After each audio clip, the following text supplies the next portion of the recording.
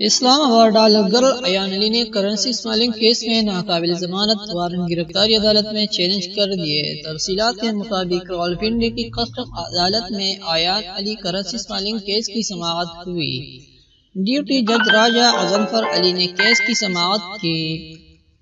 وکیل ایان علی نے ماڈل کے ناقابل ضمانت وارنٹ گرفتاری عدالت میں چیلنج کر دیے اور موقف اختیار کیا کہ ملزمہ نے اپنی بیماری کا بتایا اور میڈیکل سرٹیفکیٹ پیش کیا، لیکن پھر بھی وارنٹ جاری کر دیے۔ عدالت نے درخواست سماعت کے لیے منظور کرتے ہوئے کسٹم حکام کو نوٹس جاری کر دیے۔ ماڈل ایان علی نے حاضری سے استثناء کی درخواست دائر کرتے ہوئے موقف اختیار کیا کہ ڈاکٹرز نے ایان علی کو سفر کرنے سے منع کیا ہے۔ آج بھی حاضری سے استثناء کی درخواست منظور کی جائے۔